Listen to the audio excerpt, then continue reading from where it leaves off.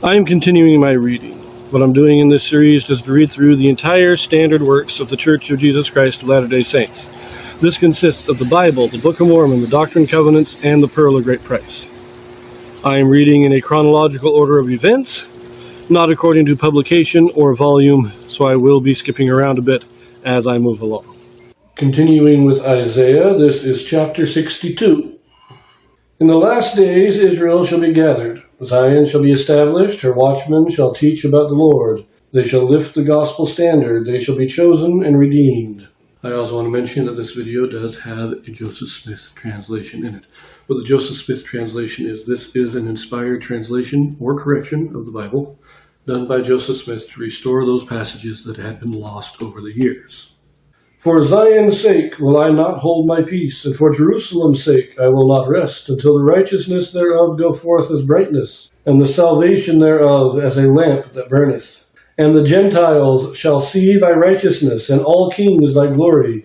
And thou shalt be called by a new name, which the mouth of the Lord shall name.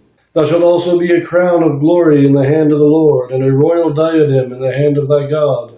Thou shalt no more be termed forsaken, neither shall thy land any more be termed desolate. But thou shalt be called Hephzibah, and thy land Beulah. For the Lord delighteth in thee, and thy land shall be married. For as a young man marrieth a virgin, so shall thy sons marry thee, and as the bridegroom rejoiceth over the bride, so shall thy God rejoice over thee. I have set watchmen upon thy walls, O Jerusalem, which shall never hold their peace, day nor night. Ye that make mention of the Lord, keep not silence, and give him no rest till he establish, and till he make Jerusalem a praise in the earth. The Lord hath sworn by his right hand, and by the arm of his strength, surely I will no more give thy corn to be meat for thine enemies. And the sons of the stranger shall not drink thy wine, for the which thou hast labored. But they that have gathered it shall eat it, and praise the Lord, and they that have brought it together shall drink it in the courts of my holiness. Go through the gates, prepare ye the way of the people, cast up the highway. Gather out the stones, lift up a standard for the people. Behold, the Lord hath proclaimed unto the end of the world. Say ye to the daughters of Zion, behold, thy salvation cometh. Behold, his reward is with him, and his work before him. And they shall call them the holy people, the redeemed of the Lord. And thou shalt be called sought out, a city not forsaken. So Hephzibah means my desire is in her, and Beulah is married wife, according to the footnotes.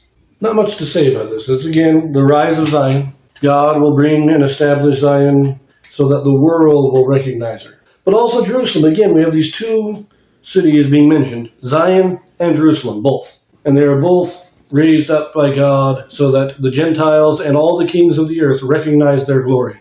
And they have great prosperity, all that stuff. Not much else to say about this. But there is some Joseph Smith translations here, real quick. This is in verses 4 and 5, as it renders in the King James. Thou shalt no more be termed forsaken, neither shall thy land any more be termed desolate. But thou shalt be called Hephzibah, and thy land Beulah, for the Lord delighteth in thee, and thy land shall be married. For as a young man marrieth a virgin, so shall thy sons marry thee. And as the bridegroom rejoiceth over the bride, so shall thy God rejoice over thee. So remember, the Hephzibah means my desire is in thee, or my desire is in her, and Beulah means a married woman, so it makes sense for it. Thy land is married, the Lord delights in thee, it all works out. But thy sons marry thee, that's a little odd. So let us read the Joseph Smith translation. Here we have it. Thou shalt no more be termed forsaken, neither shall thy land any more be termed desolate. But thou shalt be called delightful, and thy land union. For the Lord delighteth in thee, and thy land shall be married. For as a young man marrieth a virgin, so shall thy God marry thee. And as the bridegroom rejoiceth over the bride, so shall thy God rejoice over thee. Not a real significant change in meaning, but definitely clarifying meaning very nicely. Changing sons to God makes that make a whole lot more sense. But we will leave that here and pick it up in the next one.